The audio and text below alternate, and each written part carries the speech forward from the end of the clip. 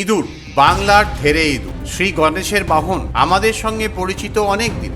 এর উৎপাত থেকে কম বেশি সবাই ভুক্তভোগী, কিন্তু তাই বলে হাসপাতালের বেডে এবং সেই ইঁদুর ধরার জন্য খাঁচা পাতা হয়েছে রোগীর বেডে। ভাবা যায় এমনই চিত্র ধরা পড়েছে মালদার মেডিকেল কলেজে। এখন অনেক ইঁদুর দৌড়ে যাচ্ছে, পেশেন্টের গায়ে চলে আসছে। হ্যাঁ ওই যে বিষ উঠে যাচ্ছে, তো বিছনাতে উঠে যাচ্ছে, মশারি তলে ঢুকে যাচ্ছে। কখন আসছে ইঁদুর? রাতের বেলা প্রচুর ইঁদুর নাকি? হ্যাঁ দেখতে তো পাচ্ছি। ইঁদুর কামড়ালে তো বিপদ আছেই, না কামড়ালেও বিপদ কম নয়, কারণ ইঁদুর একাধিক রোগের ভেক্টর হিসেবে কাজ করে। দেখে নেওয়া যাক এক ঝলক কি কি রোগ ছড়াতে পারে ইঁদুর। ইঁদুর থেকে বাহিত রোগ, উপসর্গ ও প্রভাব। প্লেগ উপসর্গ: কাঁপুনি, দুর্বলতা, মাথা ব্যথা নিয়ে লিম্ফ নোড ফুলে যাওয়া। দ্রুত চিকিৎসা না হলে জীবনহানি ঘটতে পারে।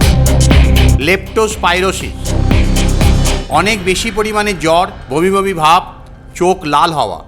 গুরুতর কিডনি ও লিভারের ক্ষতি হতে পারে। জন্ডিস ও অন্যান্য অঙ্গে জটিলতা। হান্টাভাইরাস প্রচণ্ড জ্বর, পেশিতে ব্যথা, ক্লান্তি, শ্বাসকষ্ট। গুরুতর ক্ষেত্রে ফুসফুসে তরল জমে শ্বাসকষ্ট ও শ্বাসযন্ত্রের জটিলতা বাড়তে পারে।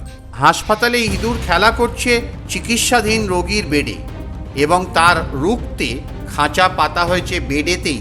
এই ছবি দেখে ক্ষোভ উগরে দিয়েছেন ইংরেজবাজার বিধানসভার প্রাক্তন বিজেপি বিধায়ক শ্রী রূপা মিত্র চৌধুরী, যিনি নির্ভয়া দিদি নামে পরিচিত।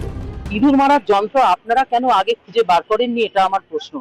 আপনারা সাংবাদিকতা করেন, আমার বিশেষ বন্ধু, আপনারা অনেকদিন আগেই, আমি আসার আগেই ধরে ফেলা উচিত ছিল, তাতে আমাদের সুবিধা হতো, সরকারের সুবিধা হতো।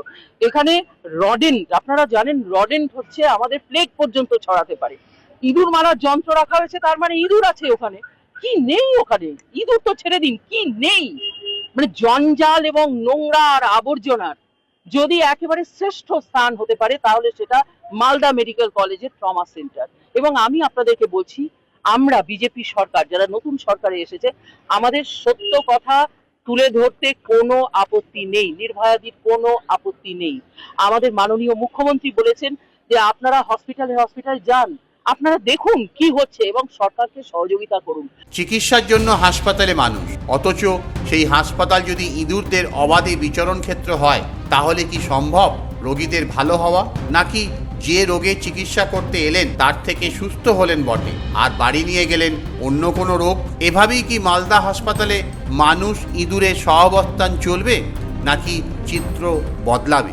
আমি আপনাদের কথা দিচ্ছি, হাত জোর করে আপনাদের মাধ্যমে, মালদা মেডিকেল কলেজ পূর্ণাঙ্গ রূপ পাবে।